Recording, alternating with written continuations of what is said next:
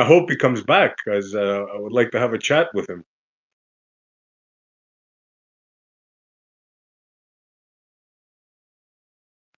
But there's guys like, look, Professor Parks. I've had combos with Professor Parks about this, and he straight up says it. Like, there's some stuff that doesn't work, and we don't know, and there's some of them that are upfront. Others, like John, that's a whole different story.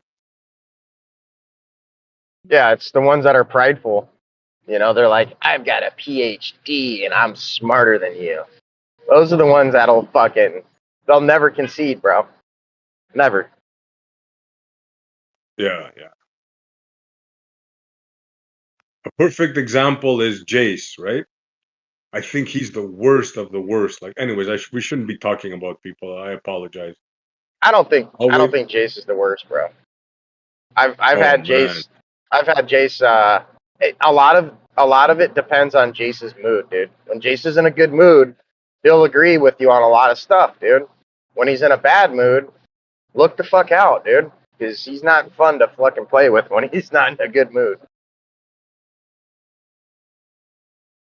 But he was openly talking about the ether being a thing, not in like the way we discuss it, but just within his field of research, I guess he was confirming the ether to be a thing. So I thought that was pretty bold of him. Did you ever hear me and him talk about evolution? Oh yeah, oh yeah.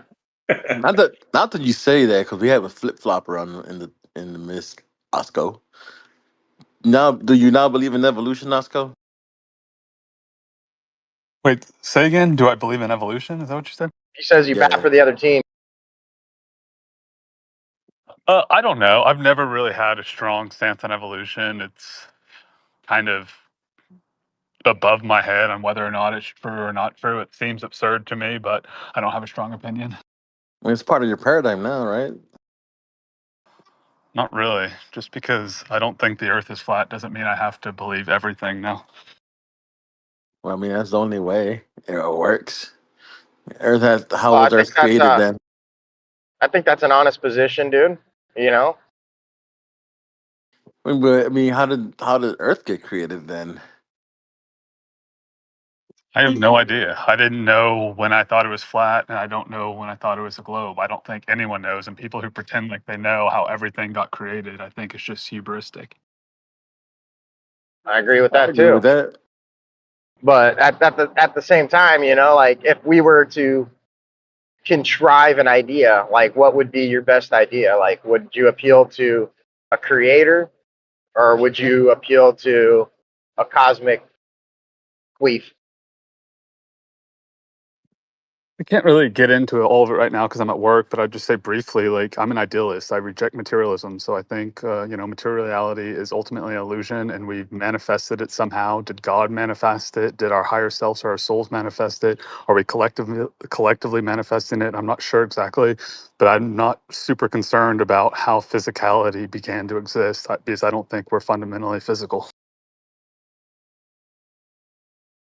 That's Yeah, maybe too woo-woo, but I just don't like. I'm not super worried about did the Big Bang happen? Did God, take dust and turn, it into atom or something? I mean, so you're not conflicted upon God or no God. That's not something that concerns you ultimately. I definitely don't believe. I see no reason to believe like in a God. No, so I wouldn't say I'm conflicted by it. Like I would be happy if there is one, but I see no reason to believe. And by God, I mean like an anthropomorphic like identity or individual or agent. Like I do think that there's something ultimate, but I wouldn't call it God. So you're not threatened by the possibility of eternal damnation. Like, what would you say that would be a percentage on your Richter scale in terms of possibility? I think it's almost impossible. And I think if it does exist, there's no getting out of it for me because I've tried very diligently for a very long time to become a Christian, for instance. I simply don't believe. So if I don't believe and I've honestly tried to become a Christian, I can only then conclude if Christianity is true, I'm just not meant to believe. And therefore, I'm like, was created for eternal damnation or something. All right, I got one last question. It might sound like a bad question, but I'm not like coming at you in a bad way. I'm just genuinely curiously concerned. You're, are you are you bisexual or gay or anything? No. Why would you ask that though? Just because I feel like a lot of people that Because have those he's into biases, men. it seems like a lot of people that have those biases tend to like lean away from God. I feel like out I think of go ahead. I think that's just a caricature Christians do of atheists, right? They say, oh, they don't want to believe in God because they're doing all this bad shit. When in reality, most atheists that I've ever met are the most like genuine, like ethical people that you could come across. It's more, usually the religious people that are assholes, not the atheists. Well, there's a huge difference between ethics and morality, and I wouldn't disagree with the statement you said. I would say they are highly ethical, but again, morality is uniquely different from ethics. Not really, but like I would just say, like my primary concern in life is living an ethical and moral life. That is what I think is the most important thing, right? And so it's like, how can you live a good life, and a good life being a virtuous life and a life that progresses your soul along the way. Most religious people do not actually put that front and center. They're only doing what they think is moral because they're afraid they're going to get punished for it. So what they project onto atheists as, oh, they just don't believe in God because they want to do all this bad stuff, is actually an indication of what they are. They don't do all the bad stuff that they really want to do because they're afraid they're going to get hell for it. Yeah, I see your point there. But I'm still going to push on you with the difference between ethics and morality. Um, which one do you think is superior? Well, I mean, it just depends on how you're defining each of those, right? And so, like, I would just say, when I say ethics versus morality, I'm more or less using them synonymously, but I would say ultimately morality, what you do opposed to what is correct, like on a larger scale, is what's more important. It's absolutely more important what I do as an individual. Do I help people? Do I give to charity? Do I kill? Do I lie? All of those things. That's more important than anything else, in my opinion. Well, ethic is more external, right? Because it's just like a second guide of rule of conduct or whatnot. Moral is more Ethics an internal thing. Though is about ethic based bunches up on morality, but it's more of an external thing. no. Ethics is more of like um, comporting with like the community, like what's good for the community. Whereas morality is, I would say, far superior. Right, As right. Because it's not a yeah right, and in a sense, yeah ethic is it's an external because it's pretty much group based codes of Yeah, conduct.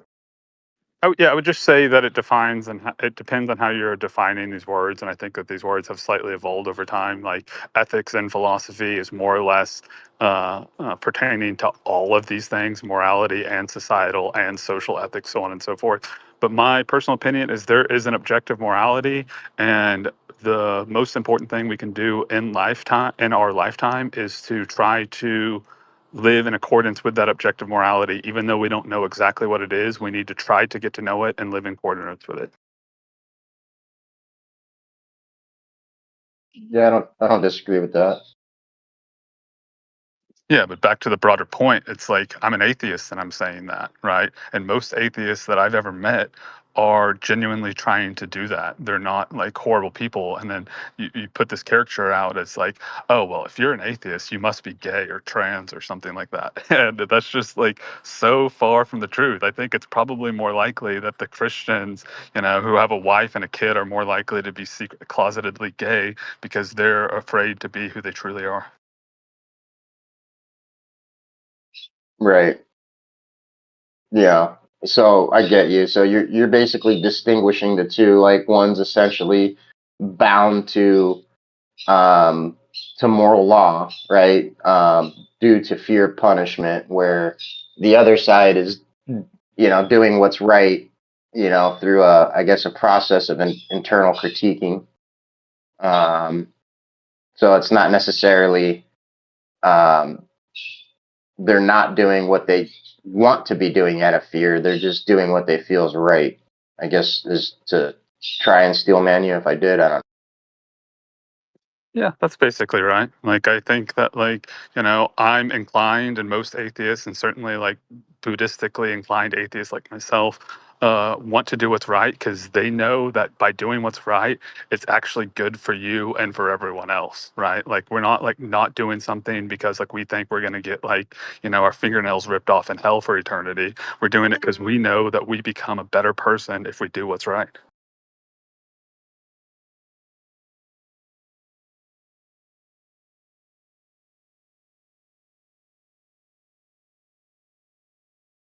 So after doing everything that was right, what does that give you at the end? Wait, sorry, say again. After doing everything He's that you asking what think the is reward right, is. yeah, what's your reward for that? Well, I mean, there is no direct reward. You progress and you get better over time, right? And so, like, you become a better person ultimately, and that's the best way to think about it. I personally Well, believe in reincarnation and all of that stuff, but I think I you can think just view Elbow it touched on simplistically. something there, dude. Because you basically distinguished how moral people are essentially masking themselves out of fear of punishment, but there's also another side of that, and it's the greed of gaining wealth, eternal wealth. There's a lot of people that are like, well, I mean, from a scriptural perspective, it like essentially states that you will be rewarded depending on your deeds while you were here. So that could be another talisman or carrot, I guess, getting dangled in front of people. Instead of doing what they know to be right, to do what's right and to ultimately want to align with what's right, they have to have these little lures, I guess, to kind of keep them on the path. So ultimately, if we were to compare a moral person to an ethic person, both doing right, I guess you could say technically that the atheist could potentially be the more moral person in the sense that they're not bound to fears and greed to align with what's right. They're just doing it from their own internal position.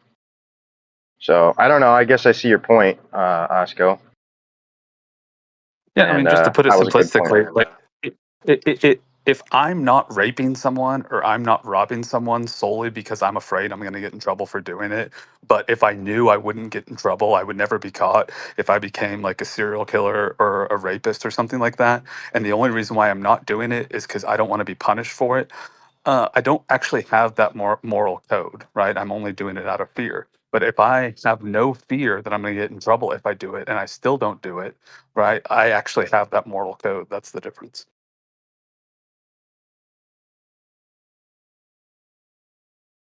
But what the hell were you guys Right? talking about? What did I walk into? I don't know. We were talking about all kinds of shit. Good faith conversations between PhD Glovers and ether flatties, and oftentimes how these guys don't really want to concede to the points that are in front of them.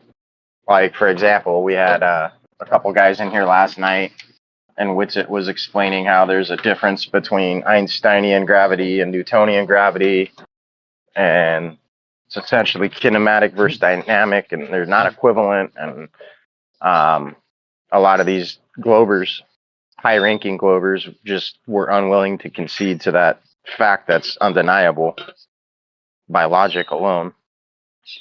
So it's kind of what we were getting into, I guess.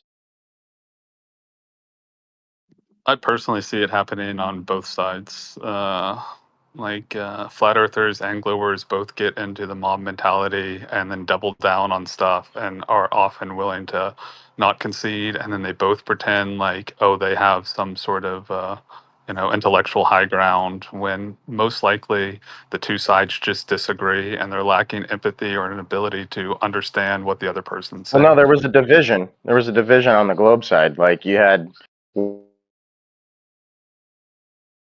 one round.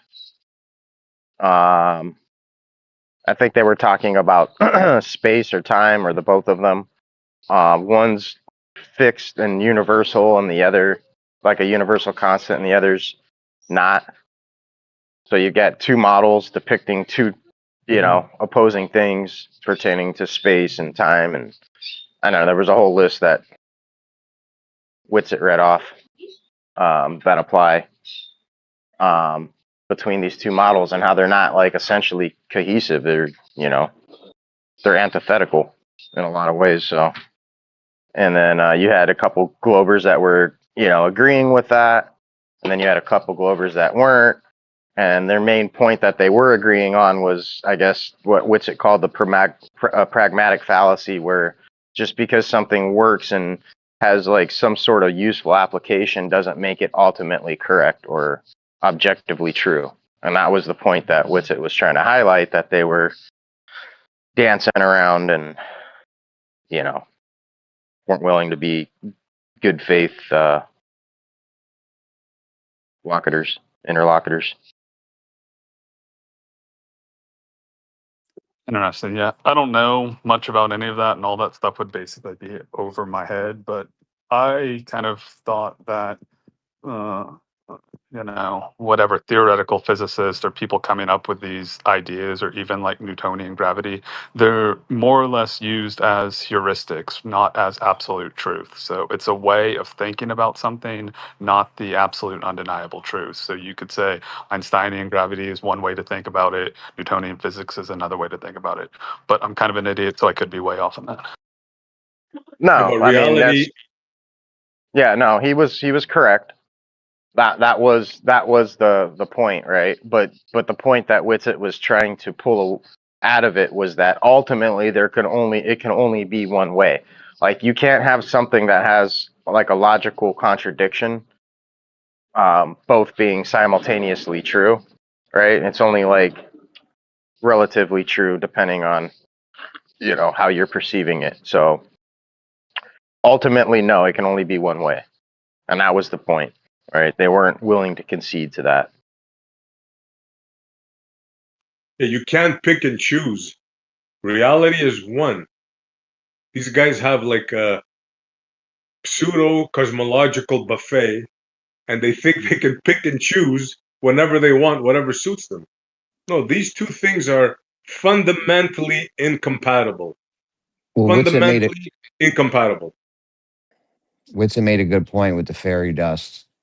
Just because the math works doesn't mean that what you're saying is true. And when you're mixing Newtonian and Einsteinian dynamics, sure, the math may come close with both of them, but only one of them's definitely wrong, because you can't have a force and not a force at the same time, or whatever the example was.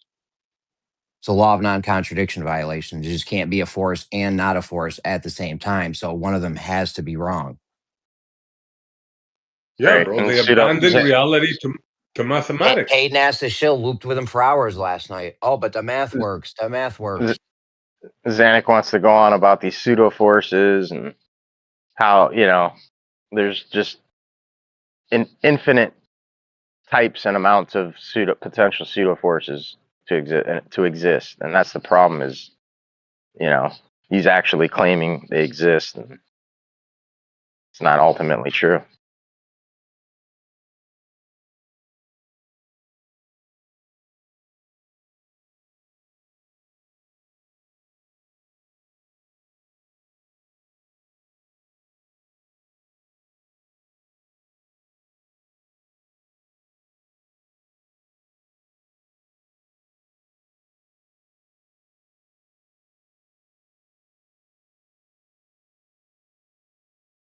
That's why I always told you, dude, a force isn't a thing, dude. It's just an action. No, it's amazing to hear them like try to support the unsupportable, try to fight for the it's mind-boggling. It's truly mind-boggling.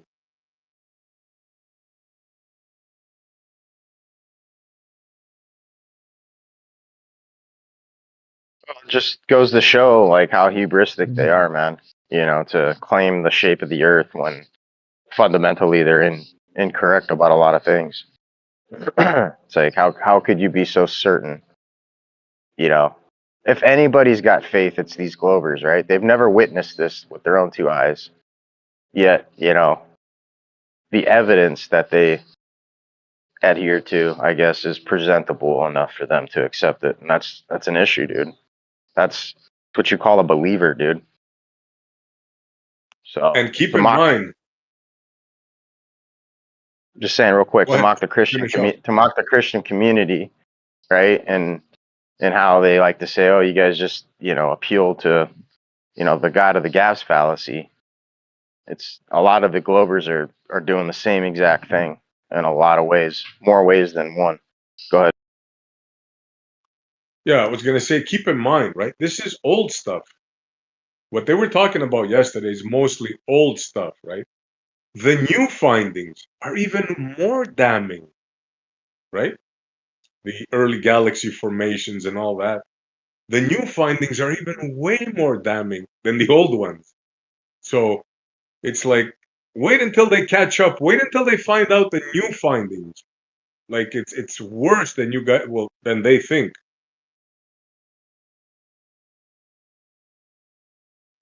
Like everything in their paradigm is about predictions, right? Well, they got all their predictions wrong about the Big Bang, cosmology, how it started. That's why I want to talk with Melodic because he says he's getting a degree in cosmology soon. So I'm really excited to have a conversation with him and just see, are they teaching them any of this stuff or are they just piling in the old stuff? I'm really curious.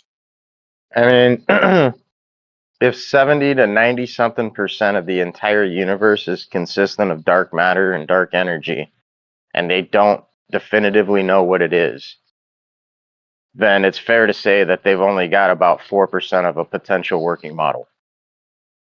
I think they claim 96 to 97% of dark matter. So, just saying, Yeah, dude. and the Like, hubris. yeah.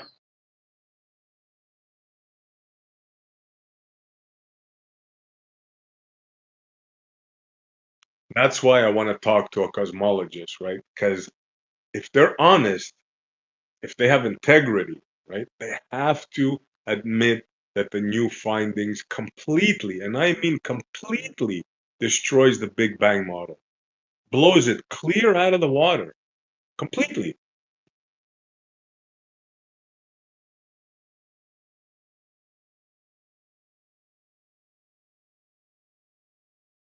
Thing is, most people don't understand the implications. First of all, they haven't heard of this stuff, a lot of people, and they either they don't understand the implications or they want to sweep the implications under the rug. That's fascinating.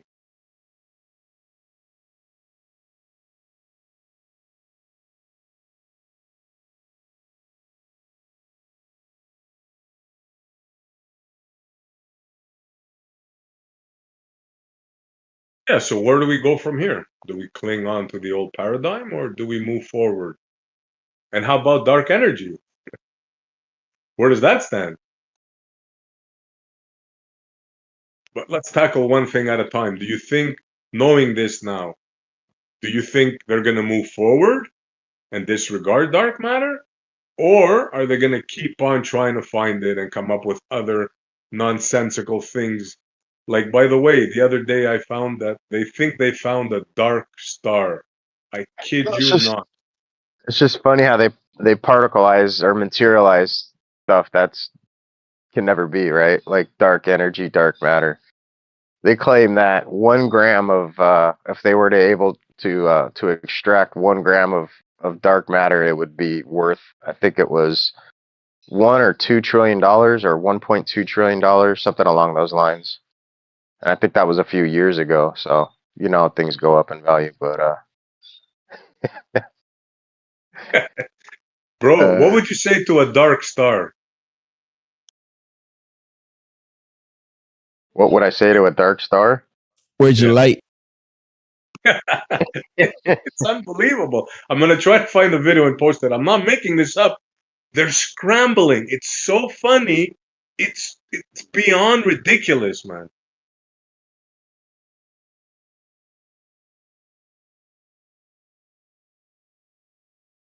So they're doubling down. They're not saying, look, man, 5 sigma, dark matter. I mean, it's gone. They're coming up with dark stars.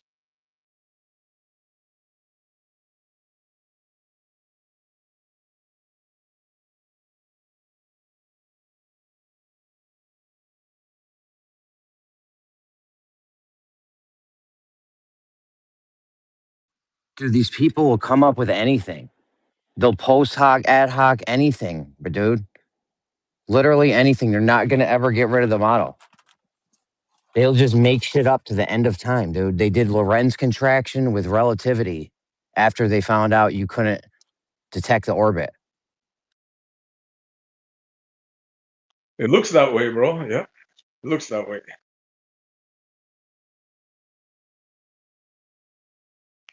This is why nobody wants to discuss this, because you can easily reduce this thing to ad absurdum. Like I mean, I'm at a loss of words, literally.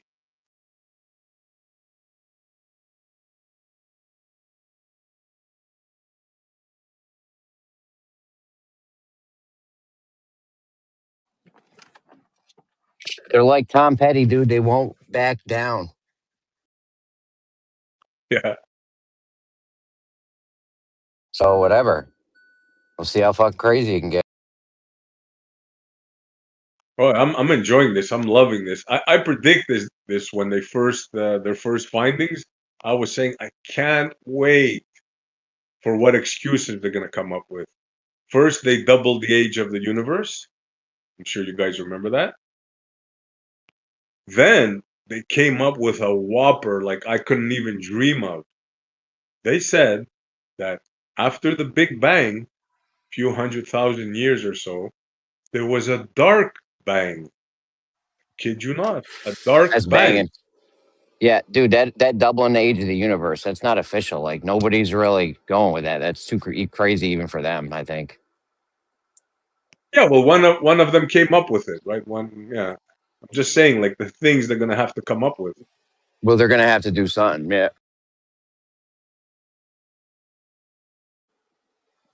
They're gonna have to come up a way where physically those galaxies could have formed. Or yeah.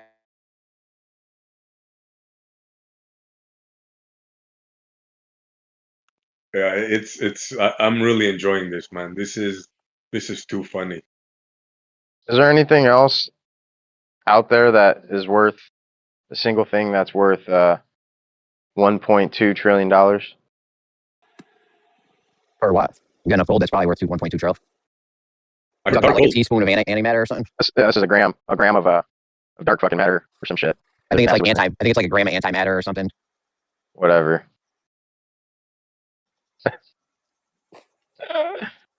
It's NASA like was I think it's like a gram of antimatter or something. whatever. I don't know, man. I don't know. I'd like to see what container you keep that in.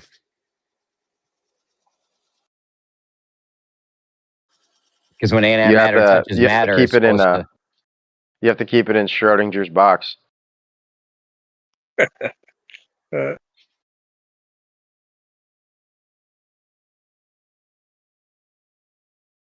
I wonder in the future, are they gonna laugh at this like the way they laughed at, when they used to bleed you at a barber shop?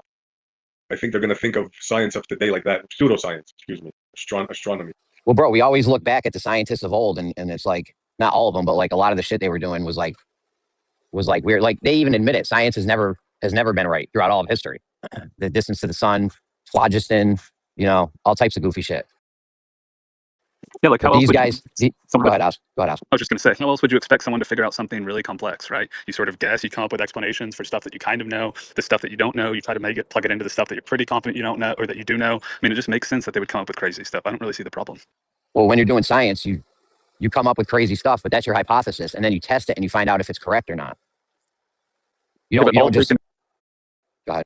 All they can do is test it against their model, right? And so they test it against their model, and then their model's adopting as their hypothesis are adopting, and so it's like always going to be a cat and mouse game. I mean, even if flat earthers were to come up with like a theory of everything, it would be the exact same situation. I mean, flat earthers don't seem to do that, but if they did, I'm sure they would come up with insane stuff like Pac-Man, for example. But that's not how you do science, though. You don't test it against a model. You do science, you test it against reality. I think theoretical physics is not like doing a science experiment. Yeah, that's not science. I wasn't even talking. I'm talking about phlogiston and distance to the sun and shit like that. Like real shit. The theoretical shit, yeah, all them guys can do is just do experiments in their head and think tank on it. Whereas real science, you test it against reality. Yeah, but that's what SE's mocking over here. Oh, they doubled the age of the universe. Oh, they did this. It's 5 sigma. That dark matter has been disproven. And it's like, well, yeah, dude, they're guessing at something that is supposedly billions of years old. Like, I don't think that they're going to get the guess right the first time, and probably they'll never get the guess right. Yeah, but they're making physical reality claims, though. The age of the universe, distances to the sun, age of galaxies, those are like physical things, though. Yeah, but they're more or less just coming up with a model that they think fits it. You can't do an experiment to figure out how old the universe is, whether it's 7,000 years old or 13 billion or however old they say it is now. There's no science experiment to do that. It can only, does it fit in this model? They figured out how old the Earth was, right? I doubt it.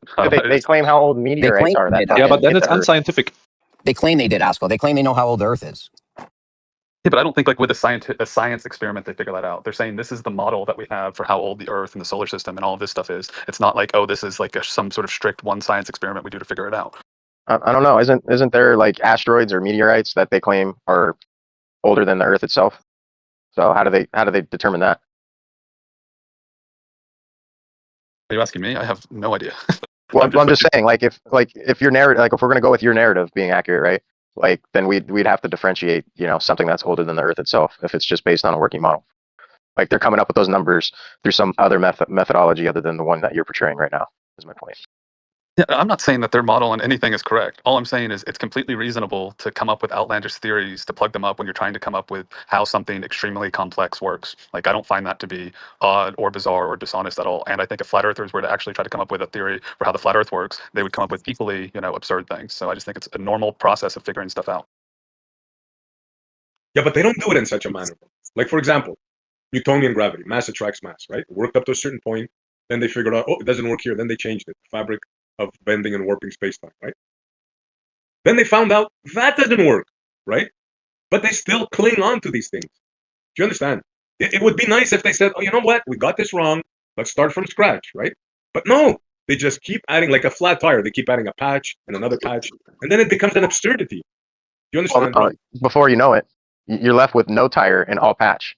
Like instead of having a tire, like all you have is one giant rolling patch, and that's literally what they've boiled themselves down to. Like their whole model's got more holes than Swiss cheese, bro. Like you're literally dealing with nothing but, a patch. Exactly. And here we have Hammer Eyes saying, where is the citation of space-time doesn't work? They're caught up in a fantasy, bro. They just can't let go. They're imagine convincing somebody, bro. I got 3 minutes to go. I need to jump back off. 2 things. Bro, you said Dark Star. Wait, let me finish. You said Dark Star. Did you watch the video actually, or did you just go just watch 2 minutes and that was it? It said it's not Dark Star. It's actually very bright. How it's powered by dark matter. It's slightly different. So it's not Dark Star in that sense. Number 2, when you say space-time doesn't work, you want to give me like some sort of citation instead of just shouting and preaching? I think that's the fair thing to ask. Yes. Bro, stop talking now. Now let me talk. Now, can I talk? There's a lot of evidence out there. No. Give me the evidence. Give me one evidence you think that's the case. Listen, buddy, I don't have to do anything you say. Now, calm yourself down and let me explain. You've been convinced. Listen to what is in your mind that you're fighting for, right? You've been convinced that they took time, and then they took the fabric of space and they combined them to make space-time. This is what they convinced you, bro. Like, man, I don't know what to tell you. I just really don't know what to tell you. Okay, you finish? Finished. You want to help me? Okay, this is my suggestion. Okay, all the things you said, very nice. Can I have this document? Can I have this scientific research? Can I have this thing you're claiming? Which is saying that, all the things you said, lovely, great. How can I see this thing you're claiming? You think that's saying these sort of things, these things are fake. That's what I'm asking. All the things you say it is from trust me, bro sources. That doesn't work with me. Do you deny the fact that most modern scientists claim the universe is comprised of onwards up to 96% of dark energy, dark matter? Do you deny those facts? Okay, just making sure. Do you deny those facts, Hammer? Wait, I did not hear what you said. Do you deny the fact that up to 96, 97% of the entire universe is comprised of dark matter? Carry on. Why are you asking? What's your point? I'm asking, do you deny that? Those are facts that the consensus agrees with Okay, within your let's, scientific community. Do you deny that? okay, let's carry on. Yes, no, don't deny it. And by the Okay, way, I'm so not about to run away. so if I you don't don't run deny away. I that, don't know what it is, but I do see that they might need something. By the way, keep Hammer hot up. micing, dude. Someone keeps hot micing SE. I think it might be Rob or somebody. Nice enough But to anyhow, post what you asked him. he had to run. He left. Of He didn't want that. He saw where that was going. course, bro. It's. I mean, I don't want to say maybe you got a call, whatever, but there's no turning back from this. You cannot. Gone. You're gonna have to live with it.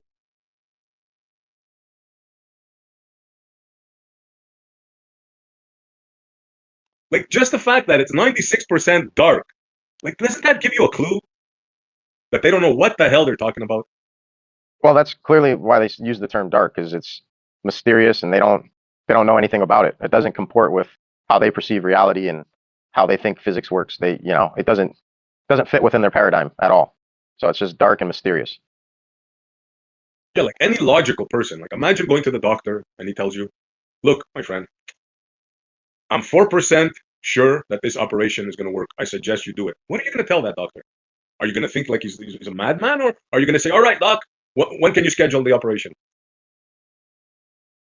Yeah, just how else do you figure stuff out, though? That's what I'm asking. Like, you figure stuff out by making guesses and trying to plug it into a model. Like, are you just saying that they should just retreat to nihilism and say, "Oh, we can't know anything because we're wrong about this other thing, so I guess we just don't Well, no, know you said it anything"? yourself. You said it yourself, Osko. It's their whole paradigm is based on atomistic materialism.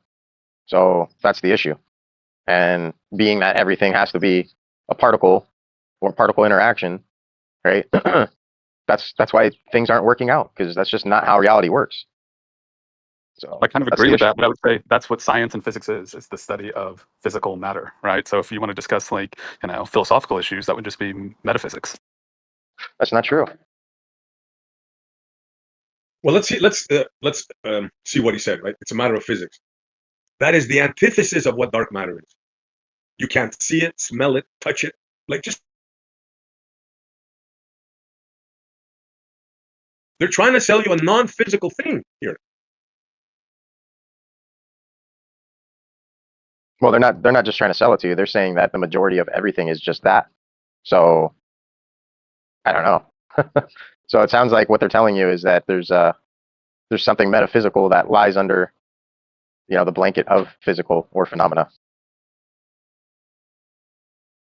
Basically, it sounds like materialism wasn't the right approach. You come up with a dark ace of spades or something, right? It's ridiculous. It's like, it's laughable. It's laughable.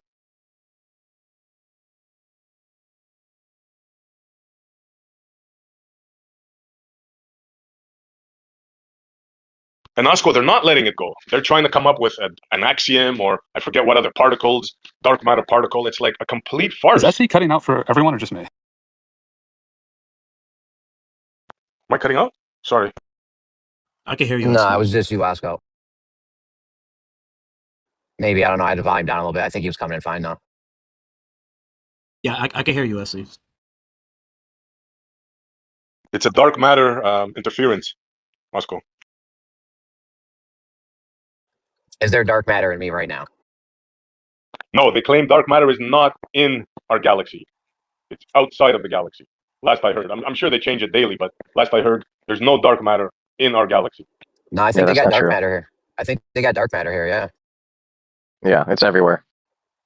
It Well, wouldn't I make guess sense they if you changed didn't it. have dark. If you didn't have dark matter here, it wouldn't make sense. It's like, oh, then now we're special because we'd be the only one, right? Because all the other galaxies, you got to have dark matter to make it work. It's unbelievable, man. It's hard to keep up. I'm just saying, where's the shit at? Like, if it's in our Only in their galaxy, minds, where bro. is it on Earth? Is there like some specks of it on Earth, or like is it everywhere? Where's that? I think it's only in their mind. I know it's only in their mind.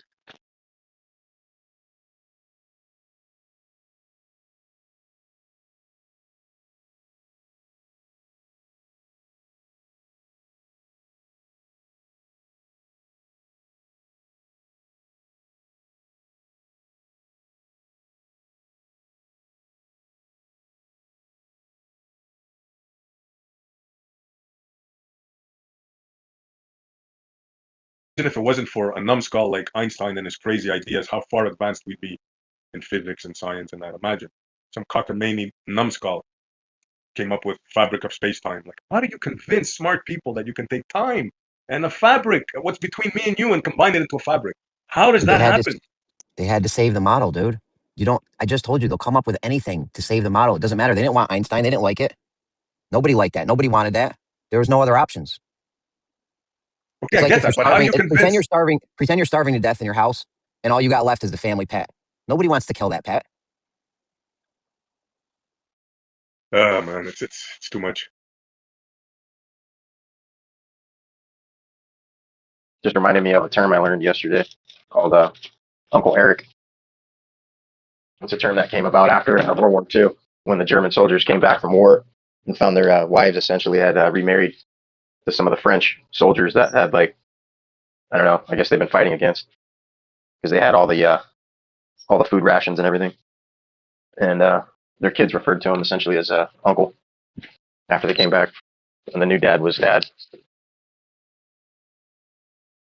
Uncle Einstein. No, go ahead.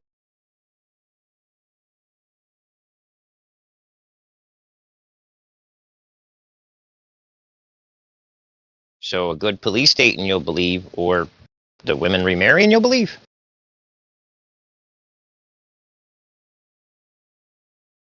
Yo, Melodic is here. Maybe he can explain it to us.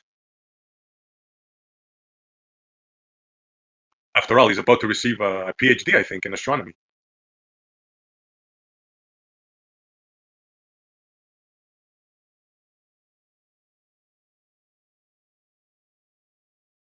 Ask him if you drive your car into a tree. Was the tree moving or was the car moving? Oh man. Fully functioning car. We know how cars work. These guys act like you can't know anything else.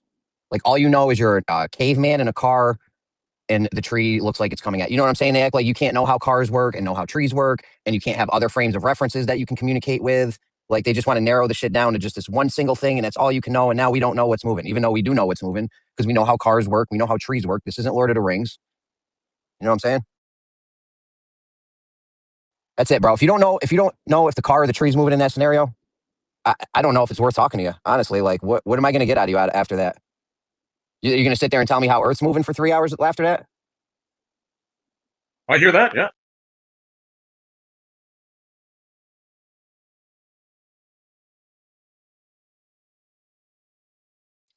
Well, I was hoping to get Melodic in, but he says he has a class in 90 minutes. Tell him to put his professor on, dude, so I can fucking school him. Look, it's not their fault. They're taught this nonsense, right? And they pay money for it. This is the killer. Did you guys hear Torah yesterday? I just heard that. Him against the PhDs. Boy, was that excellent. About what?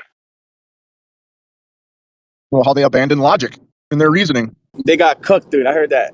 I heard the Where'd that happen at? PhD Right here. Parks, Professor Parks. Let me guess. Torah ended up bringing it to God. Now he reduced it to it was logic. Just logically dismantled them one by one. He didn't end up bringing it to God in the end?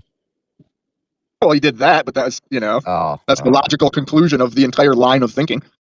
Yeah. You can't just be incredulous and be like, oh, well, he brought it to God, so now his argument is invalid. It's just dumb, bro. It doesn't make his argument invalid or not sound. You don't want to end up like one of them people.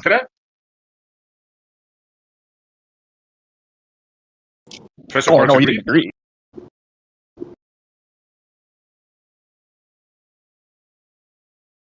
What was he saying? What was Professor Parks saying?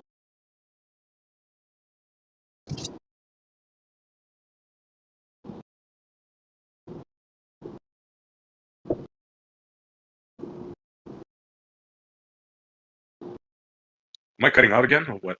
No, we're listening. I just don't. I mean, it's on. You can go listen to it, but basically, it comes down to philosophy fundamentally. But nobody wants to talk about philosophy.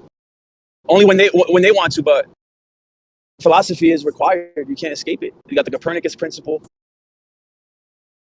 Even the presupposition that the Earth is moving. That's philosophical, right? Like, I can't escape it. Why not address No, it? it's not philosophical, dude. It's physics. It's physics. Here we go.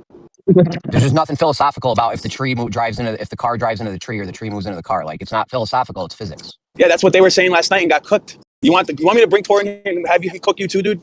But Jeremy wasn't Like he did joking. Professor Parks. Apparently, you didn't get the message either, dude. You weren't listening, I didn't even hear his thing. bro. Science requires I heard your philosophy. thing. Science requires philosophy fundamentally. Empiricism, naturalism, and materialism. 3 pillars of the scientific method. There's nothing philosophical about if a car drives into a tree or the tree moves into the car. It's just physics, dude. You guys are trying to overthink shit or something. I don't know what you guys are doing, but your shit doesn't make sense. You're getting ahead of yourself, dude. You got to go back to the root, dude. You're already you're giving them too much. You're already granting them a shitload, dude. By the time you start doing science, by the time you start doing kinematics and dynamics, bro, you've already granted them too much. You have to consider what makes knowledge possible. Why is there order? Why is there laws? Why is there uniformity? They can't justify that, bro. Why? How come you guys don't want to address this? The root of the problem. It's just physics, dude. It's more than that, dude.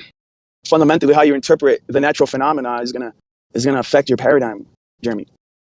Think about it.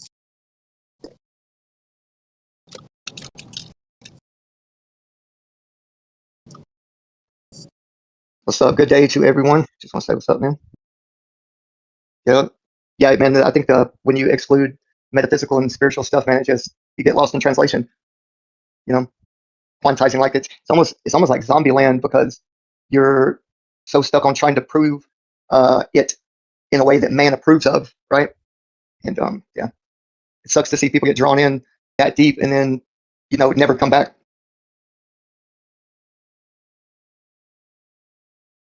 If I punch you in the face, you need philosophy to figure out if my hand was moving or your face was moving? So, what if I tell you you're wrong, but then you say, well, then what's your position? And I say, well, I don't hold a position. I just think you're wrong. Is that you don't need check out for philosophy? you? So you don't need philosophy or metaphysics or spirituality to figure out if the fist or the face moved? No, you need philosophy to figure out if the outside world outside your brain exists. You need the philosophy to figure out if there's uniformity of nature, so on and so forth. So the philosophy is the precondition to the physical event. So I didn't hear Thor's argument, but I'm sure it made sense. Right. When you're arguing about physics, the physics of things, you're robot. We're just meeting about the physics of it. We're all granting that the physical world is real and we're here. I mean, I've always said, dude, Tori ain't the first one to bring this up, bro, but I've always said philosophy and science are 2 sides of the same coin. Physics and metaphysics, philosophy and science, it's same deal, bro. They're 2 sides of the same coin, bro. Great. Well said. Well said. Because here's the idea is that, and it goes right back to the first Hermetic principle, that mind precedes all. So everything that you see in the world is actually based on an idea, and you can call it God's idea or the universe's idea. But these things are intelligible and understandable. There's a coherency to the way this world is put together.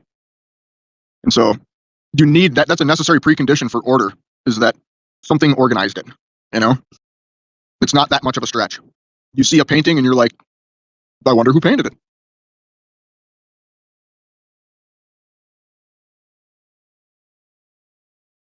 The point is that to be a PhD is to have a doctorate in philosophy, bro. Like he's supposed to be a professor, right? But yeah, he doesn't even know. He doesn't know deductive reasoning. He didn't know anything. I heard the recording. I was kind of impressed, honestly, dude. Professor Parks was out of his element. Like but this is the problem with these Globers, bro. They've adopted these ideas, these concepts. They haven't really given it much thought logically. Are these concepts logical? Right? Well, it boils down to the branching of academia, dude, is the real issue. And all those branches of science and academia, they're not cohesive. So you can be a doctor in one thing, but just be very uneducated in a lot of other things, only have like a cursory understanding. So it's an issue with academia more than anything. Yeah, you don't have to be a logic bro to be an expert at something else, but you do have to recognize that logic or rationality or some sort of philosophy predates your field of expertise or something. Well, just setting up an argument logically, requires that. Like you can't do science without philosophy, dude.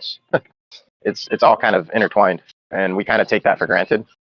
I think we don't really step back and understand how that's all been pre-established prior to our understanding and education. So we don't really argue those things. It's just already been accepted and established. I think that's just kind of why it's axiomatically accepted and not really argued. So people don't really get it. But it is important to understand, I guess. Mildly important to understand. I actually think hyper focusing on logic makes people much stupider, but that's just my opinion.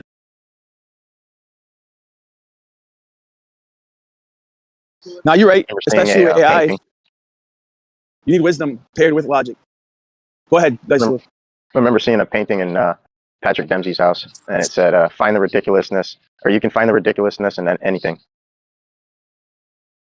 Look for it." It said something. Look for it, and you can find the ridiculousness in anything.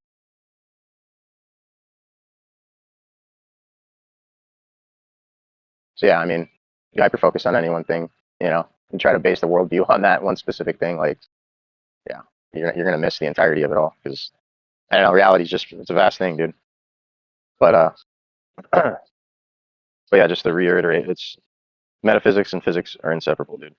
You have to have philosophy to do science. Oh yeah, I mean, I think science used to be a branch of philosophy. I think they used to call it natural philosophy.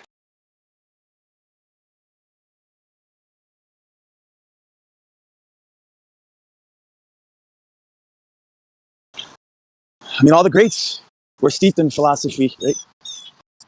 Newton, Copernicus, Galileo, Kepler. These guys all knew like the law of causality. They all understood ontology. That's why when you read Newton's letters, he's like, please don't subscribe this property to me, this intrinsic property of matter, where you have this attractive force with no medium, because he knew that would like this emergent property of matter would violate a fundamental law of reality, which is causality. That's why it's very important that we understand like what causality is, what like cause and effect relationships, right? This is something that we take for granted. Science is about cause and effect relationships. Fundamentally, you have there a formula, right? You have a hypothesis. Tor broke it down eloquently. I'm not going to take away his ideas, but he broke it down very eloquently last night. And he said, right, like a 5-paragraph essay, you have the introduction, right? You have the thesis in the introductory paragraph. That's where you have your hypothesis, right? That's your premise. That's logic. You have your premise, then you have your conclusion. In the body of the paragraph, you need the evidences, right? And usually, I mean, if you had to go, my English teacher told me I needed 3 evidences for each claim I made. You need to support my claim with 3 sources, 3 evidences. That's what makes your premise sound, is the evidence. Now, how you classify the type of evidence, that's a whole other topic. But the point is that we have here a simple scientific method. We have a hypothesis, right? And in the hypothesis, you have the thesis, the premises, then you have the body, you have the experimentation with the independent variables. Then you have the conclusion, right? If the premises is true, they've been verified with evidence, that's what makes it sound. Then the conclusion follows, and the conclusion is true. That's modus tollens. That's P and Q right there. That's science. So Tor broke it down last night. I'm working right now. I'm in the middle. I'm multitasking, but he could say it better than me. I'm gonna call him in here. Hold up. I'll tag him in here. Not quite back against the wall.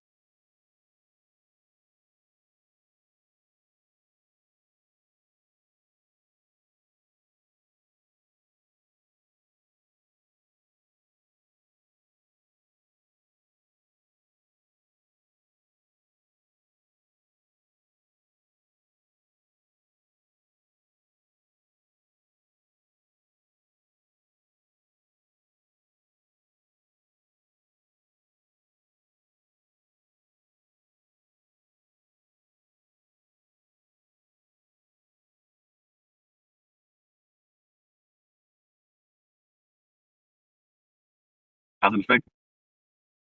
Can you give me an overview? Because I was not. Yeah, the cause and effect relationship. That's that idea, that philosophical idea, right? Has to do with causality. Right? Every effect has a cause, and the cause is the antecedent to the effect. It's pretty simple, but for whatever reason, dude, these Globers, they don't get that concept, dude. Because in their paradigm right now, they think it's scientific. If it was scientific, like they say it would actually follow logic, ironically, right? Because there would be cause and effect relationship, and you could isolate the cause. I know you know this very well. You chill with QE and Nathan Oakley. You need an independent variable to verify the cause. If you can't verify the cause, you have no case, dude. You have a faulty premise that has not been verified. You understand? But they don't, for whatever reason, to them, that's foreign. Oh, you're getting into philosophy. You're getting into logic. It's like, dude, this is like fundamental to science. Isolating the cause. That is the whole reason that that is the whole reason that you're supposed to manipulate the independent variable, is to isolate the cause. Why? To identify the cause and effect relationship. But these people, they have things like emergent properties of mass. Right? That right there, that concept would violate causality. Emergent properties violate causality, you're saying? Emergent properties of mass. I'm talking about gravity, right? Hinting to gravity, they say, is an emergent intrinsic property of matter. But the weird thing is, right, matter has to coalesce. Matter has to gravitate. So how do you have gravity before you have matter? Or how do you have matter before you have gravity? You see the problem? Not really, but You guys tracking? in my head, to be honest. For matter to exist, it has to come together. So the way that we see it today, it has to come together. For gravity to exist, there has to be matter in a substantial condensation for gravity to take effect. So before you can have gravity, you actually have to have matter condensed to a significant amount before you have this gravitational effect. I mean, that's from what I understand. Am I straw manning the position? That's from what I understand. Because initially, like the accretion disk, the primary force there isn't actually gravity. Some of the Globers might say it's gravity, but no, it's actually electrostatics.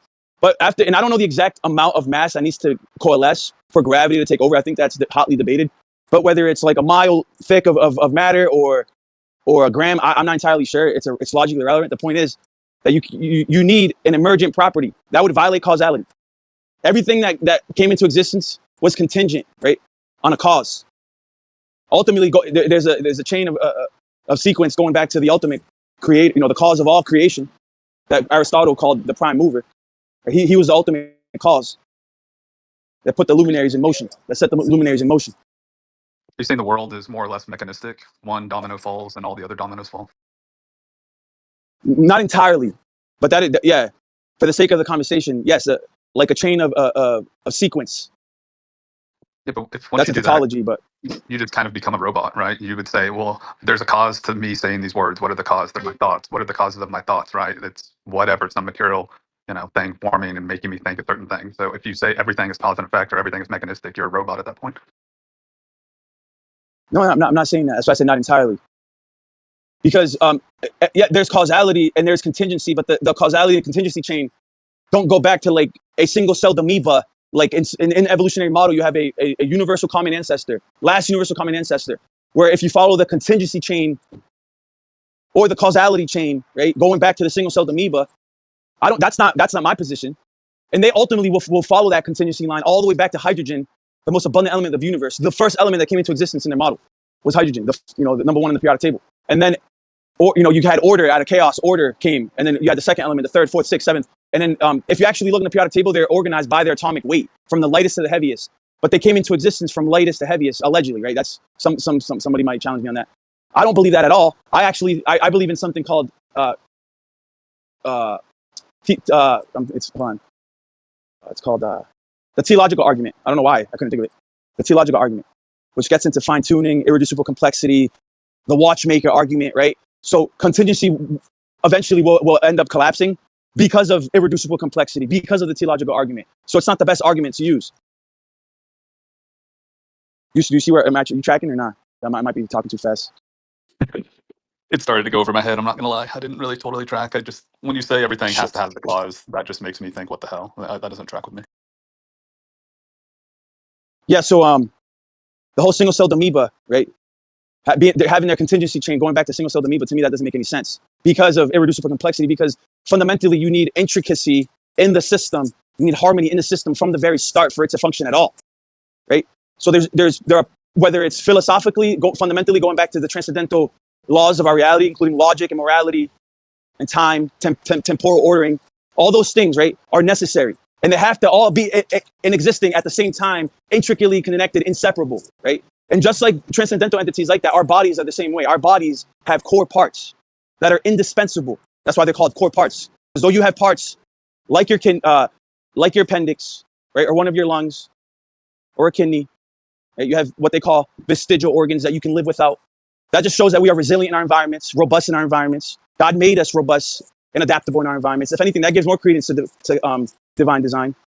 But the point that I'm trying to make here is that it would be impossible for there to be a contingency line going back to a single-celled amoeba, the last universal common ancestor, because of this fundamental principle, right? Irreducible complexity.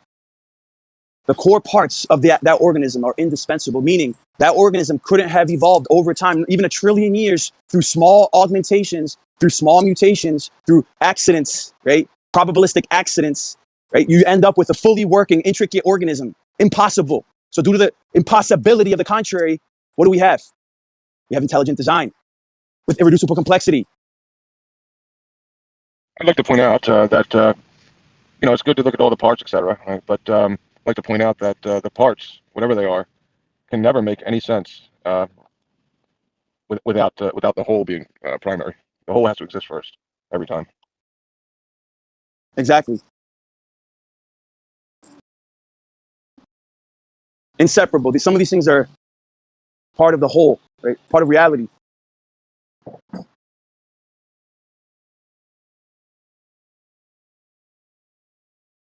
I actually use Osko. I use that argument for if I wanted to, I could use that argument as like a proof of God, right? Like it says we're made in God's image, right? So that's just what that's what it says, right? And then God is acting, right?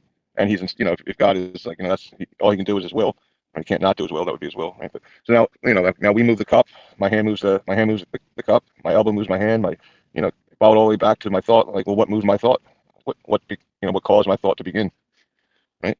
So, but if you're made in God's image, which is to act and then activate your will, and then there you go.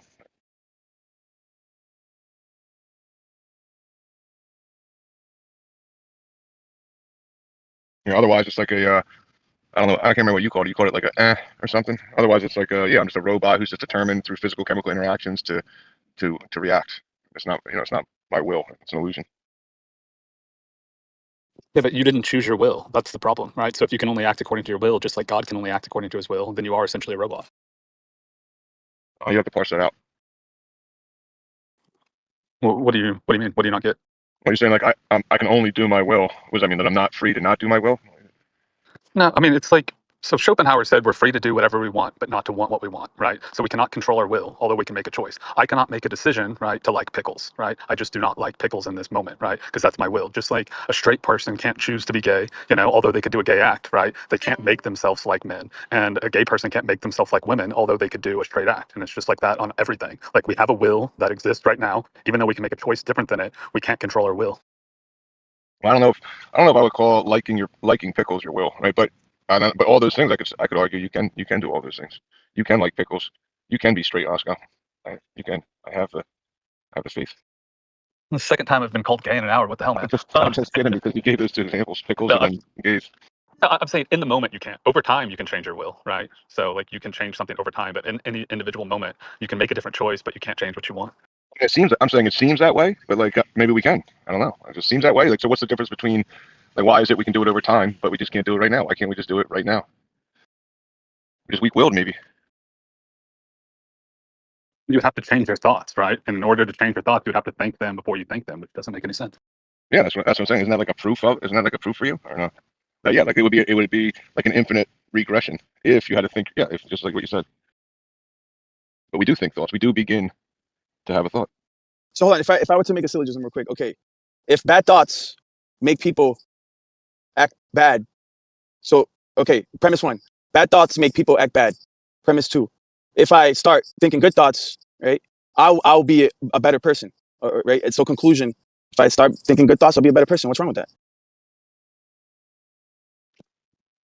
There's nothing wrong with that. I would just say that we don't choose our thoughts. So like it's impossible. Even the thought to start thinking better thoughts is a thought that you didn't choose. But to be honest, I don't really know what we're talking about right now. Whether thinking good, I'm just saying, if I start thinking good thoughts, you don't think that will improve my behavior and maybe my lifestyle and everything could change just by changing fundamentally my thoughts, how I process my thoughts? But Yeah, do you control? 100%. Do you control whether you have good or bad thoughts? Yes, you do. I'm asking you. I think you can. I think you can control. Yes. Yeah, I don't agree with Osko's premise, even though it does seem to be the case. Like it's going to take time for me to change my ways, right? Because I'm stubborn, right? But that is me doing my will. But I don't even fully agree with Osko saying that I can't decide willfully to just like pickles right now. I'm just, I probably maybe we can. Maybe, who says we can't? Why can't I take an action and stop, doing something? I think it's more likely the action you can take is decide not to act on certain thoughts. That's something you can definitely do. Whether you can stop the thoughts by your willpower alone is a different matter. Well, that's what I'm saying. What if you can train yourself though to over time stop thinking those thoughts? Like actually over time, will yourself to stop thinking those thoughts.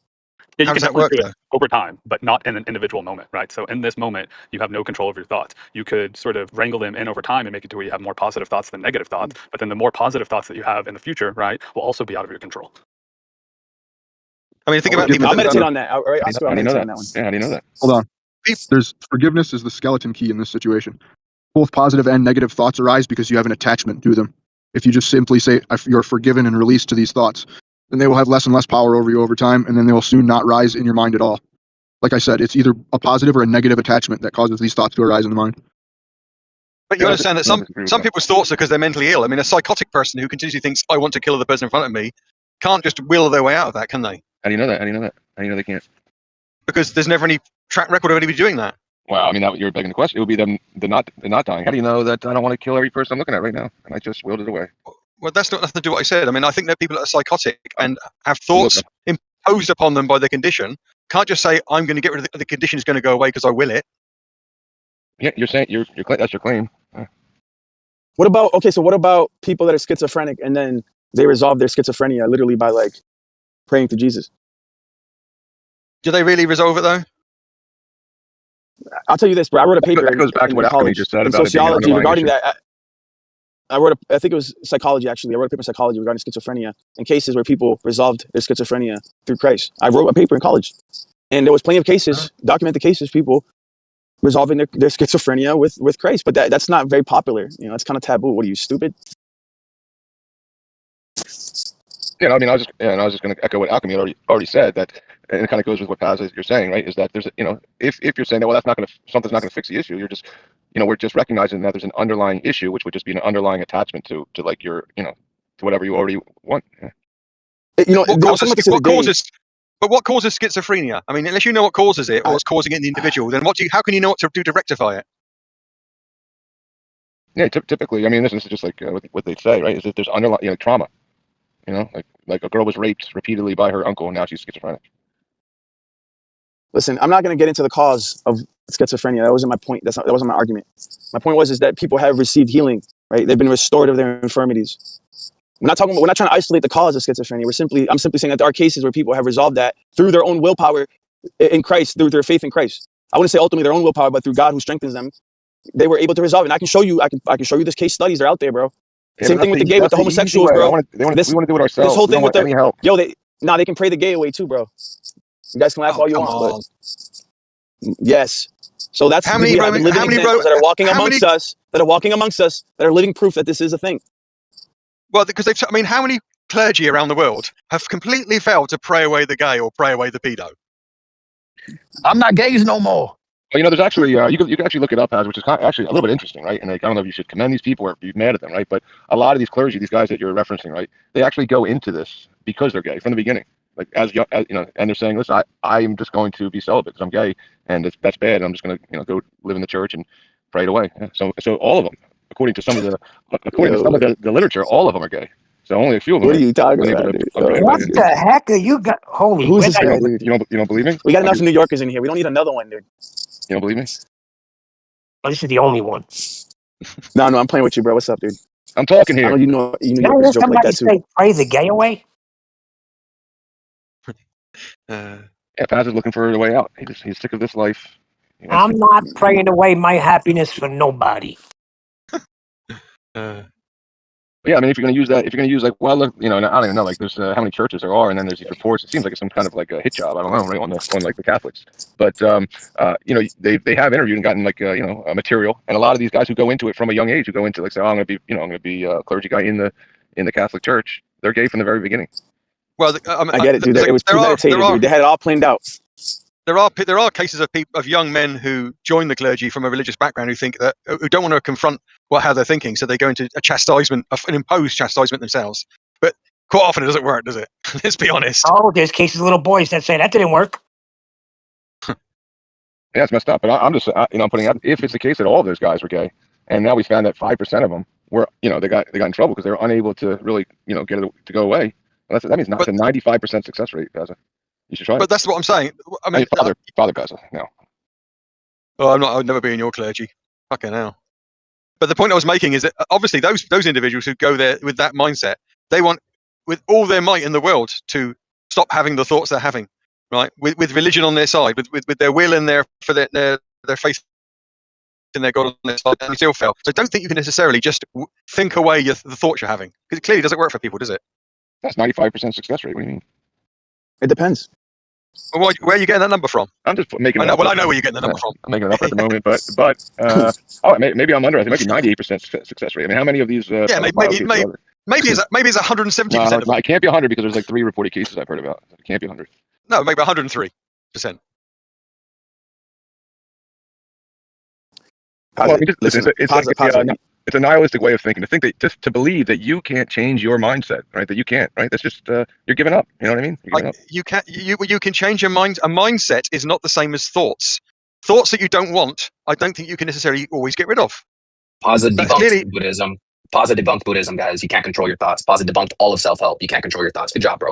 No, I didn't say that. I said that some thoughts that you don't. I see what you're saying. Okay. Some thoughts that you have, you may be desirous of not having the thoughts, but if they're popping in your head because of some underlying condition or an illness or some imbalance in your system that's causing some sort of like neurological issue, then you've got to address that. Otherwise, you're never going to send the flow. How do guys of India conquer their mind to where they can walk on hot coals and not feel it and ignore the pain in their? Is that not a form of mind control where they control their own thoughts, or is that just fake? It is, and I think that some thoughts you can moderate, but not all thoughts. That's the point I'm making. So Buddhism is wrong, bro. No, I'm not saying not all. Can you hear me say not all thoughts? Listen to all the words in the sentence. That's in direct contradiction to Buddhism. So thanks for debunking Buddhism. That's not what Buddhism is at all. It's not about controlling your thoughts. I don't know where you got that at. Oh lordy. I don't think Paz is saying that. But you don't meditate and control your over the urges, right? That we might have, the impulses, the desires, intrusive thoughts. That's not what you're saying, right, Paz? Of course not. You can't. That's exactly it. I think some things are imposed on your mind out of your control, or your conscious control, should we say? We call that demonic repression. Demonic oppression or whatever. You don't always have to. No, I'm just saying your thoughts. No, that's true. That's very true, and I think that's the difference, isn't it? Yeah. Even you don't have to always say everything that comes to mind either. Like instantly, impulsively, just speak without thinking what you're going to say. Sure. I mean, we walk around the world. We have an infinite number of thoughts. Well, not infinite. We have a vast array of thoughts which we don't disclose to other people. And I think we'd all agree that there's a lot of things we're thinking which are just daydreaming or just thinking, oh, I must remember to do so and so. They don't manifest themselves in actions. And I think that the argument that just because you can stop the thoughts, some of these thoughts, I don't think it's necessarily a good one. Some people can in some circumstances, but for the mass majority of your thoughts, I don't think you've got a lot of say in it. It's a clockwork of your mind.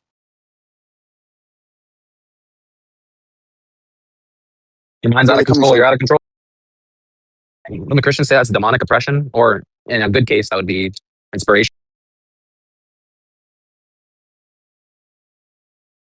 I mean, Paz is thinking about joining a clergy. So, first step. Yeah. Paz, I don't consider it demonic oppression, right? No, I don't believe in demonic anything. I think that's just labels we put on. People put labels on things inside themselves they don't like and say it's demonic. So what do you call it? Well, no, specifically in like old Greece and stuff, and in Christianity and Judaism. I think maybe even Islam. I'm not sure about Islam, but yes, demons are said to directly influence your thoughts. And you can even look. Plato attributes all his genius to a demon. These are like things that influence your thoughts. That is, I mean, you don't have to believe that, but that's what they believe. That's what Christianity, Judaism, and demons, no, of course. He thinks it's a kink. A what? I was gonna say you don't think it's demonic oppression. You think it's a kink. I don't think there's necessarily be some sentient external agency imposing thoughts on you. I think if you have thoughts you're not desirous of, you don't desire, it may be that you have to be realistic and address the fact that there's something you're doing in your head or something's happening in your head. You have to try and work out ways to fix it. Just blaming it on a third party is kind of absconding yourself with some responsibility. How many times have you heard, "Oh yeah, God told me to climb the church tower and shoot the children"? I mean, we know that God didn't do that.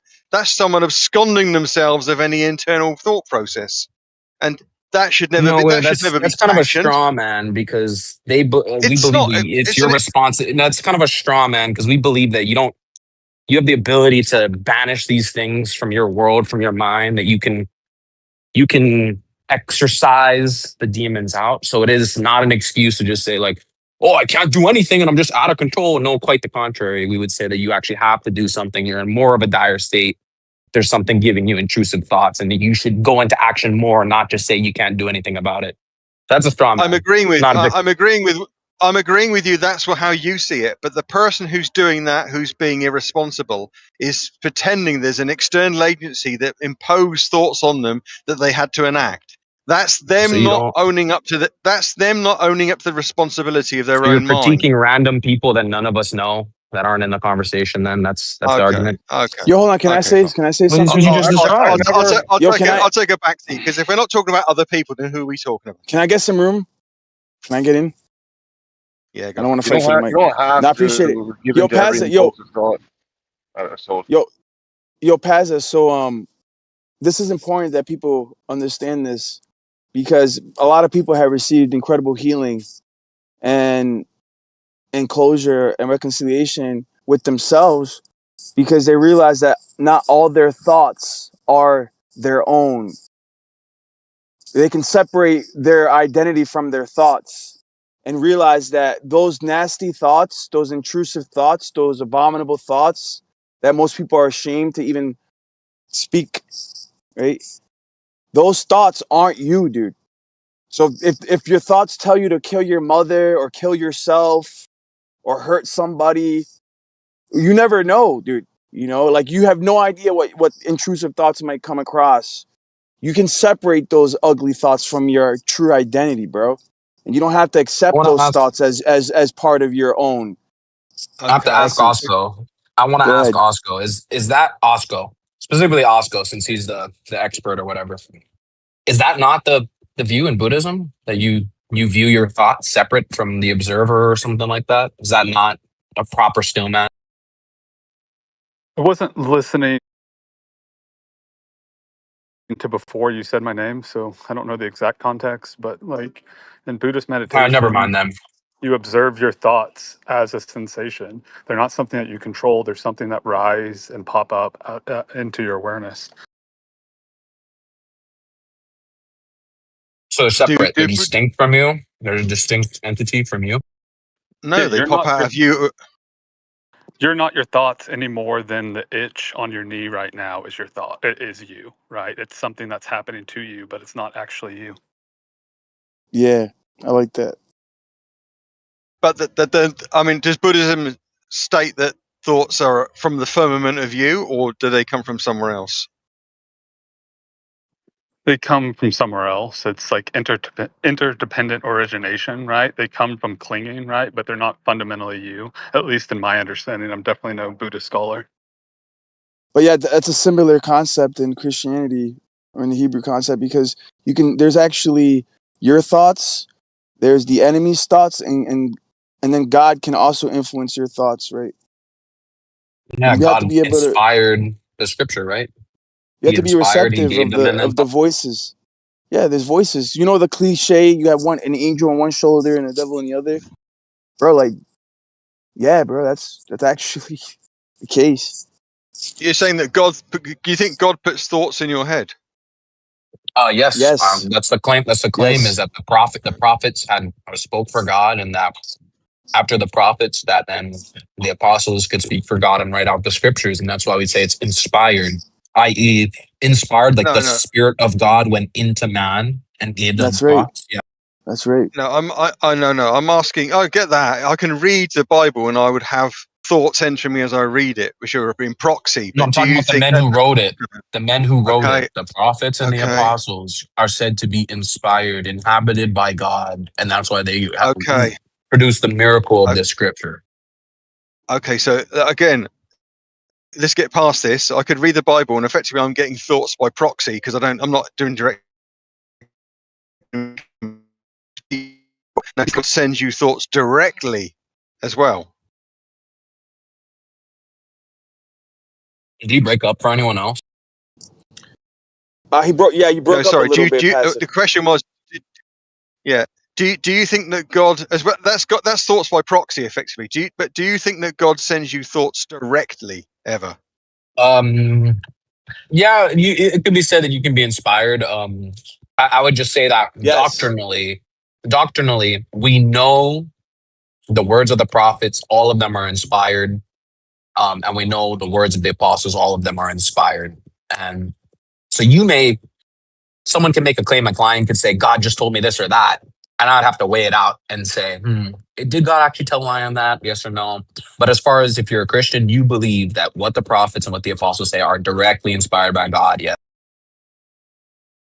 Okay, but I'm saying is, do you think is it possible that someone could receive direct messages or direct communications from God in That's the whole, modern times? Yes, that's what sir. a Yes, prophet sir. And is. many have. There's many testimonies. There's even a video of a guy who almost got blown up by a bomb, a security guard. He said he heard the voice of God tell him to move, and he moved, and literally a bomb went off, dude. Like a couple 10 seconds later, it's on video. But whether you believe his testimony or not, yes, people have gotten direct revelation from God who spoke to them in their head, like they heard an audible sound. Move. That's the whole claim, though. The whole claim is that men spoke to God directly. What are you, like, you kidding me? But no, No, besides I know that. I don't know who you're arguing against. I'm not arguing with you that someone in the past got revelation and were inspired to write the scripture. We've moved past that. Can you hear the conversation moving on? You said, is it So possible? I'm not kidding If you. it's, I just gave you an example of how it's possible. Come on, guys. I'm talking. Can you hear? We're having a conversation about modern people getting, like you say, direct revelation, as it was stated. That's what we're talking about. Okay, you So did why not are you say modern. saying? You did not say modern. You did not say the word I said. modern people the first time you asked it. I just said a minute He ago. did. Can people in the contemporary times get direct word messages or revelation Oh, I from think you God? broke up. I think you broke up for that though. Your Wi-Fi cut out when you said that Well, contemporary. the other guy heard me. No, he did. I literally did. asked. I said, did he break up for I mean, anyone else? it's all right, bro. And It's all right, bro. You're good. yeah, we believe that's the case. So it is important, right? Because Paz, you have to understand, there's people right now that get intrusive thoughts every day. Some of these thoughts are abominable. Like really, right now, you can read about them on forums. You can talk to them, right? They're evil thoughts, bro. They want them to kill yourself. I know. Nobody They're loves you. everywhere. You're a piece of shit. You're this. You're that. Hurt yourself or hurt your kids. Hurt your wife. I know, Whatever, mate. dude. I know they're It's everywhere. intrusive. These are People are having everywhere these now. They thoughts, seem to be everywhere right? They nowadays. think, but hold on, bro. Hold on. They believe their thoughts, right? I'm a piece of shit. Yeah, you're a piece of shit. You're nobody. You weren't there for her. You should have been there for her. You give into these thoughts. You don't have to give into those thoughts, bro. Those thoughts aren't you, bro. You've been convinced. You just said that those thoughts are you.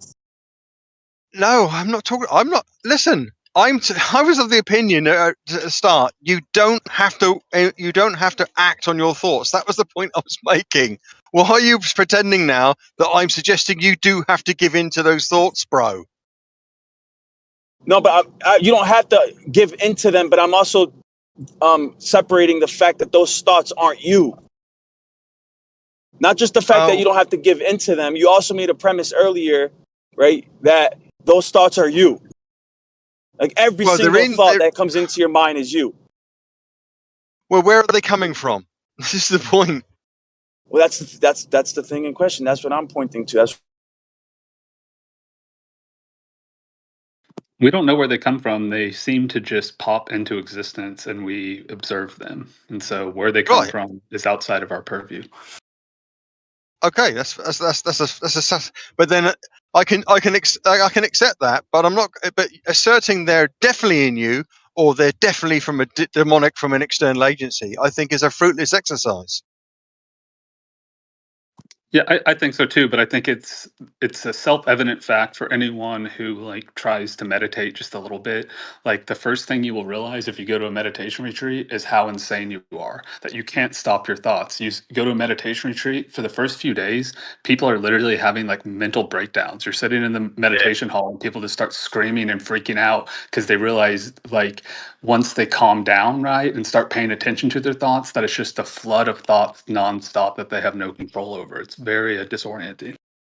100% agree. And Sounds like a right experience. barrel of laughs. I want to try It it can out. be. It's great, man. I recommend a 3-day silent meditation retreat to everybody who can even remotely try. And since there's no success or failure criteria, you just try. It's easier with a group, obviously. But one day I will do a 30-day. I'm just waiting until the circumstances allow. But I'm looking forward to it. Oh, What type of, oh, just curious real quick, what type of meditation retreats are you doing? I'm doing Vipassana. Oh, heck yeah, man. That's what I do. Yeah. And then, so, you go to one of these 10-day retreats, right? And people, the first few days, are losing their entire mind. And you, in fact, think that you're going insane because you're unaware of how your mind is just flooded at all times with just like, peppered with crazy thoughts out of the blue, completely, disconnected thoughts. One thing comes from over here. All of a sudden, you're thinking about a Yeah. memory from 12 years ago. All of a sudden, you're thinking about a fruit. Like, it's literally just like a plethora of craziness happening. All demanding your attention and very enticing to latch onto. Very, very enticing to latch onto. That's cool you do Vipassana, man. I've never met anyone else on here that does that. And I've always like hyping it up to people that everyone should try it. Yeah. You can go to a I for a Vipassana I'm while, retreat down. for free. for I'm a down, while I but had a no, sweet gig I have a maintaining their website, and I got to do all the retreats for free on account of volunteering to keep their website up to date for years. I have a question for the two Vipassana users in the room though. So you go to, and I've heard of this before. I actually have a guy in real life who keeps on telling me I should try it or whatever, and I don't have the time. But what is exactly the reason to do it if you're not gaining more control over your mind by the end? Because that's what I understand it to be. You're gaining insight into the true nature of reality. That's what insight meditation is. It's experiencing reality as it is and trying to train yourself and develop the ability to actually see reality as it is. Yeah, in real time. The ultimate goal in my, not that there should be a goal, right? But the biggest Well, there effect I should be a see goal if you're going to is go somewhere for 10 days. no, I mean, you can have a goal, but I'm not going to put a goal on you. Okay, that's what I'll say. So what's the But difference what I between that and noticed afterwards, vacation? what I noticed afterwards is it enhances your ability to see that endless stream of unprompted thoughts in real time, and to recognize when one is definitely worth avoiding versus one that is aligned with your present state and can be latched onto effectively, So expanded and to see where awareness. those come from. As the point or the reason is Presence, expanded awareness. Okay, got it. mindfulness is the other name for it. Like mindfulness meditation is a pretty big key of the Vipassana approach. Yeah, I You heard there should was no definitely try talking it, Noah. allowed. Like, go to dhamma.org, DHAMMA.org. Find a meditation center near you. They will have retreats going, probably Can multiple times a month. You just sign you up spell that and out? it's free. Yeah, I'll Dhamma? drop the link for you. Bet. Okay. Yeah, I'm actually open to it. I don't know if I have 10 full days, or I don't know how much they charge, bro. I If mean, start with a night. if it's anything over a couple hundred, I'm not doing it. Like, No, No. it's free. It's completely free. No wait, charge. what? Are you kidding me? Now Yeah, I no feel like I charge. gotta pay. No, I mean, I'm Well, gonna they give them money accept anyway, bro. I'll give them donations $100. at the end. Yeah, they'll accept donations at the end. Sometimes they are held in places where like accommodations might need to be paid for. Then there are always means to, if you can't afford it, no one's going to say go away. Have you read Why Buddhism is True? Was it Robert? Shit, what's his name? Osko was his name. Yeah, no, I have read it. You're talking about that little Robert thin book? Wright. Yeah. I've read a bunch of Buddhist books, but I find that like reading Buddhist books are not nearly as important as just meditating. No, he researches Vipassana meditation from a evolutionary psychology point of view. Like, what is it about the human mind that makes that can exhibit so much benefit from the practice? Why does it even make sense as a thing to try biologically? Robert Wright is the guy's name, the author's name. So why is Buddhism true is kind of like the clickbaity title of why the hell should meditation work for a human mind to begin with? Are you guys talking about de-gaying somebody through meditation? The what through meditation? Making somebody not gay? Nope. I'm All not. right. Okay. That I would be guess I really lost the funny. plot. We could cure Q op, bro. Just real quick, Noah, I really Dude, hope how you are you gonna consider. get it? Wait. Sorry, I won't make that joke now. Go for it. Just real quick, no, I Um, really hope you would try it. I think everyone would benefit just from trying it. It's free. Yes, it is 10 days of your life, and it's difficult to put into words how impactful it'll be. But I think anyone who goes in and takes it serious will be impacted by it greatly. Hey, I came in late. Could you tell me where this is going to be held in like um, a little bit, if you don't mind? There's a They're held. worldwide directory. There's a worldwide directory I'm looking at on the website that Osko tagged me in at the bottom of the chat. Yeah, I mean, and there's other Oh, meditation okay. retreats that do Vipassana style stuff, but this is the original Vipassana as taught by Goenka, who's like the guy who brought this meditation practice to like the lay world, like in the 80s or 90s or something like that. And it is free. They're all over the world. Anyone can do it. All you have to do is dedicate 10 days of your life to, keep the precepts and remain in silence. It's not gonna put your Nice. current religion at risk. That's for sure.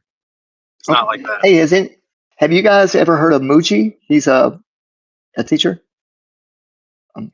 Oh, yes. Muji, yeah, he's great, man.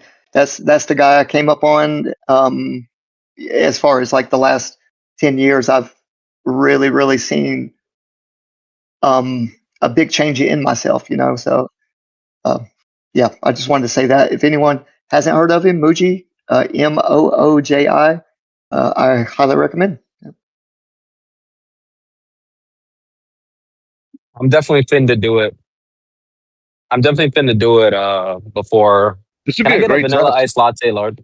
because honestly, if it works on Noah, because he would be like the ultimate test, right? I think like he does, like something's wrong with Noah. He's a bit of an asshole, you know.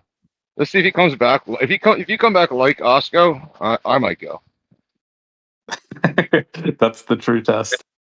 The ones I did, it was not like multiple days of literally just sitting still. It would be an hour of sit meditation and an hour of walking meditation intervals with breakfast, lunch, and dinner in there, and then bedtime.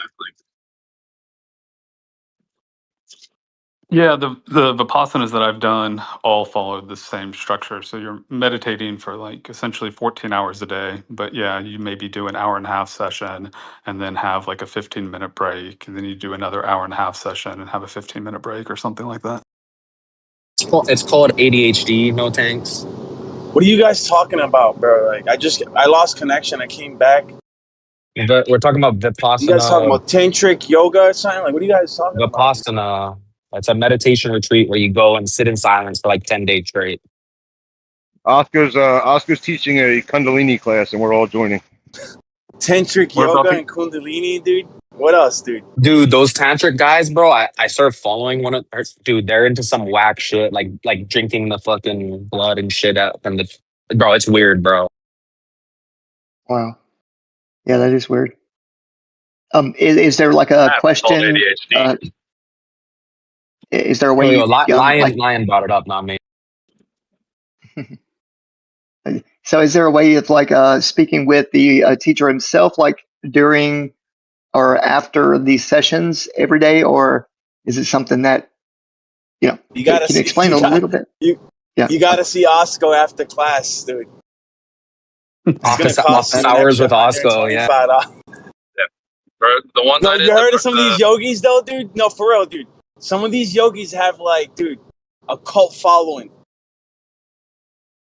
Dude, those guys get hella chicks. Hell those yoga guys, bro. Oh my god. The ones the retreats I did, the participants don't speak at all during the retreat. But at the end, there was like after it's officially closed, then there's just group discussion about what your experience was, or if that's Yeah. definitely have any questions there. I mean, this is great, close dude. I down. mean, this is I think everyone that's having any kind of, either mental, blockage or problems or, emotional attachments that, to materialistic type of thing, frameworks. I think it's beneficial just being silent and, trying to find that real voice within that's yours and not, things that have been pushed onto you or repetitious type of, go to work, watch a little TV, go to bed, wake up, that kind of thing. It's beneficial, I think, for anyone that can sit in silence and Oh, listen. dude, they got one on my island, bro. When I go back home today, I might even know what.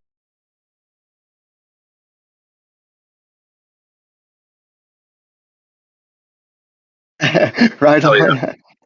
Right on. Okay. But yeah, bro, this guy who he's like fucking multi-millionaire and he's like 30 years old and he like does wingsuit jumping and shit was telling me was like basically like really trying to convince me that I should try Vipassana. And he's a pretty cool guy, so I would take his advice. And Osko's a cool guy too, so. You should try what? He told you should try what? Vipassana. What's that? It's where you sit in silence for 10 days. Oh, okay, right. Thanks. Yeah, I didn't Like hear all nobody that. talks. You eat. I don't know exactly how it works, but he said you just like you eat breakfast at a certain time. You meditate for like 4 hours, take a break, 4 hours, take a break, 4 hours. It's like 12 hours a day or something. Osko did that? Apparently, Bull Nye too.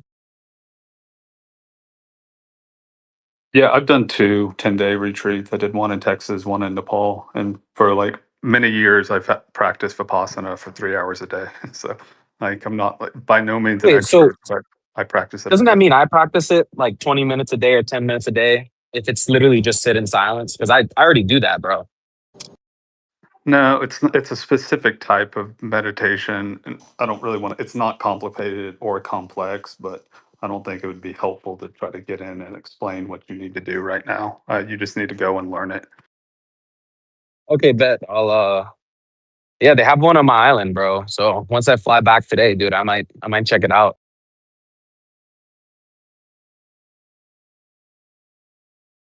I don't know. If there's, I don't know what Vipassana is, but when I sit in silence for 10 minutes, bro, I think it's beneficial for me. yeah, as a Christian, there's nothing wrong with staying in silence for 10 days, as far as I know, right? That's not a problem. But if there's like Buddha statues, right, and if there's like idols and stuff, and like people doing Kegel exercises, and dude, I'm good at it. I'm all, I've never been in part of any Buddhist retreats or anything like that. I'm only, as an outsider, I can only perceive what it is from the media and things like that. But Yeah. It's like you have to experience it yourself to really get the truth out of it. Out I of wouldn't say so. what, I mean, I can know that school shootings is bad without participating in it. right. That's a good example, I guess. Hey, I do have a question. If anyone is interested or knows much about metasurface holography, like we were kind of talking about, optics yesterday, and the eye, and I don't know. I've been reading up on this paper, and I'm not going to like jump in and change the subject, but if y'all are interested, I could read a little bit about it. But yep.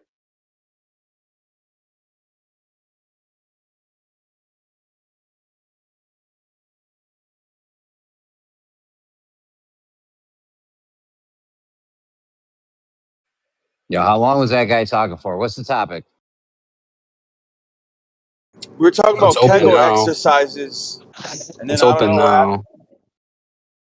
Caroline, you wish, man. You wish. You wish Sorry that's what about we that, were guys. talking about, don't you? What's wrong with I'll- Kegel exercises, Lan?